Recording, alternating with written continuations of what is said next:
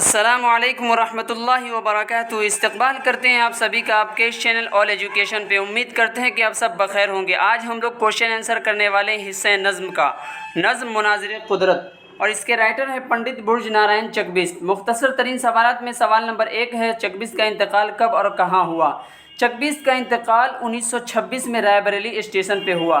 اگر آپ کو آپشن میں دے یو پی اور جھارکھنڈ بہار تو اس میں آپ یو پی سلیکٹ کیجیے گا، لیکن اگر آپشن میں رائے بریلی ہو تو رائے بریلی سلیکٹ کیجیے گا۔ کوشچن نمبر 2 ہے، چکبیست نے کون کون سی ڈگریاں حاصل کی؟ تو چکبیست نے 1905 میں بی اے کی ڈگری حاصل کی اور 1908 میں وکالت کی ڈگری حاصل کی۔ کوشچن نمبر 3 ہے، چکبیست کا انتقال کس بیماری میں ہوا؟ چکبیست کا انتقال فالج کی بیماری میں ہوا۔ کوشچن نمبر 4 ہے، چکبیست کی کون سی نظم ہمارے نصاب میں شامل ہے، یعنی ہمارے سلیبس میں شامل ہے؟ چکبیست کی نظم مناظر قدرت ہمارے نصاب میں شامل ہے۔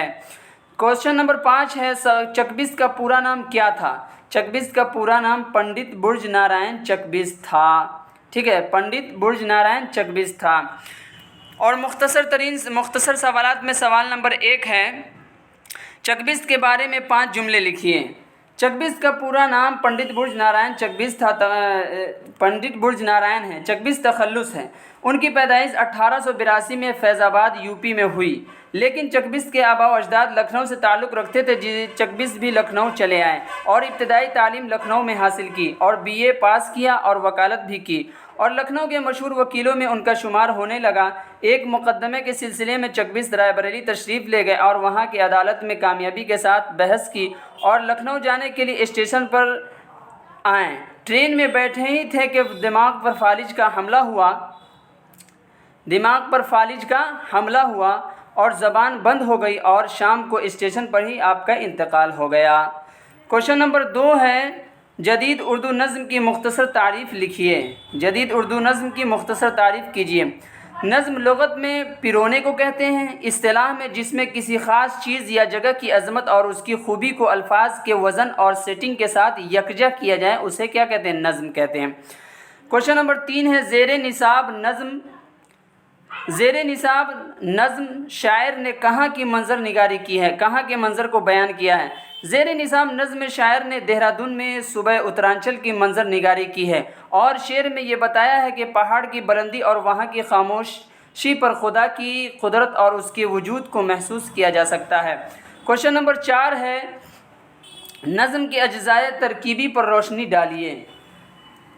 نظم کے اصل جزو اعظم الفاظ کی بندش سے صناعی کرنا ہے اور طرز کلام، سلاست زبان، بندش الفاظ اور حسن تراکیب یہ سب اجزائے ترکیبی ہیں۔ طویل سوالات میں سوال نمبر 1 ہے، چکبیست کی نظم نگاری کا فنی جائزہ لیجیے۔ ٹھیک ہے، چکبیست کی نظم نگاری کا فنی جائزہ۔ چکبیست فطری شاعر تھے، بچپن سے ہی شعر کا شوق تھا، یہی وجہ ہے کہ 9-10 سال کی عمر میں ہی غزل شعر کہنا شروع کر دی تھی اور آخری سانس تک شعر گوئی میں مصروف رہے۔ چکبیست نے اپنی شاعری میں نئے خیالات نظم کیے، زبان کی چاشنی، اسلوب بیاں، لطافت اور پاکیزگی ان کے نظموں میں ملتا ہے۔ کوشچن نمبر 2 ہے، جدید نظم کی تعریف کرتے ہوئے ارتقائی جائزہ لیجیے۔ اس کا ارتقائی جائزہ لیجیے، اس کی بلندی کے بارے میں بتائیے کیسے وہ بلندی تک پہنچا۔ جدید اردو نظم کی ارتقاء سر سید کی تحریک سے ملتا ہے۔ سر سید کی تحریک نے اردو نظم نگاری کے روایات میں انقلاب برپا کر دیا۔ یہیں سے اردو ادب کی تاریخ میں جدید دور کا آغاز ہوا، جن میں شہرت یافتہ شاعر اقبال، شبلی، اکبر الہ آبادی وغیرہ کو جدید اردو نظم کا تثلیث مانا جاتا ہے، اور اردو نظم کو داخلیت اور علامت سے گھلا ملا کر ایک نئی راہ نکالنے والے راشد میرا جی اور اختر الایمان ہے، اور اس تحریک کی قیادت آزاد اور حالی نے کی ہے۔ جو سر سید احمد کی جو تحریک تھی اردو کے سلسلے میں، اس کی قیادت کرنے والوں میں کون ہیں؟ آزاد اور حالی ہیں۔ اور کوشچن نمبر 3 ہے، زیر نصاب نظم مناظر قدرت کا مرکزی خیال پیش کیجیے۔ جو نظم ہے اس کا پورا خلاصہ پیش کیجیے، مرکزی خیال پیش کیجیے۔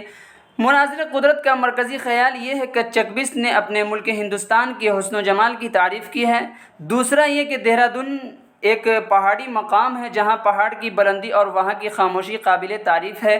اگر محسوس کرنے والا دل ہو تو اس ویرانی اور بلندی پر خدا کی قدرت اور اس کے وجود کو محسوس کیا جا سکتا ہے۔ کوشچن نمبر 4 ہے، مصروں کا جوڑ لگائیے۔ جو شعر ہے اس شعر کا جوڑ لگائیے۔ تو میرے یہاں پیج میں جگہ کم تھا جو ہم آپ کے سامنے ایرو لگائیں، لیکن ہم نے اس کو رنگ سے میچ کر دیا ہے، ٹھیک ہے۔ جیسے فضائے کوہ میں ایسی ہوا سماتی ہے، تو اس میں کون ملے گا؟ بشر کی روح کو راحت کی نیند آتی ہے۔ اس کے بعد ہے بس ایک عالم ہو چار سمتاری، نہ شور و شر ہے نہ دنیا کی آوازاری، اس میں یہ مل جائے گا۔ اس کے بعد ہے یہ راگ ہے وہ جو مضراب کا اسیر نہیں، یہ حرف کان کے پردوں میں گوشہ گیر نہیں، جدا کسی سے بھی ہستی کا اپنے راز نہیں، کچھ آبشار میں اور ہم میں امتیاز نہیں، ٹھیک ہے۔ یعنی ہم نے اس کو اس طرح میچ کیا کہ آپ اس طرح بھی کر سکتے ہیں، اس طرح بھی کر سکتے ہیں، اس طرح بھی کر سکتے ہیں، اس طرح رنگ کے اعتبار سے بھی اور اس طرح سے بھی۔ امید کرتے ہیں کہ آپ سب کو یہ کوشچن آنسر بہت اچھا لگا ہوگا، اور اسی طرح سے ہم کوشچن آنسر کراتے رہیں گے، اور جب یہ سبق مکمل ہوگا تو پھر ہم 100 نمبر کے آبجیکٹیو کوشچن لائیں گے اور اس میں بتائیں گے کہ کس طرح آپشن کے ساتھ وہ آپ کا ریویژن ہوگا تو آپ کو یاد ہو جائے گا۔ اگر اس کو آپ ابھی ذہن نشی کر لیں، اس کو آپ ایک سرسری طور پر اس کو اپنے ذہن میں رکھ لیں تو یقین جانیں کہ ریویژن میں آپ کا بہت مدد کرے گا۔ اگر بالکل ہی آپ نے کبھی پڑھا ہی نہ ہو اور پھر ریویژن کر رہے ہیں تو ہو سکتا ہے کہ وہ ریویژن کرنا آپ کو صرف اس میں تکا لگائیں، آپ کو یاد نہ ہو پائے صحیح سے۔ امید کرتے ہیں کہ آپ سب کو بہت اچھا لگا ہوگا۔ پھر ملتے ہیں نیکسٹ ویڈیو میں نیکسٹ سبق کے ساتھ، تب تک کے لیے اللہ حافظ۔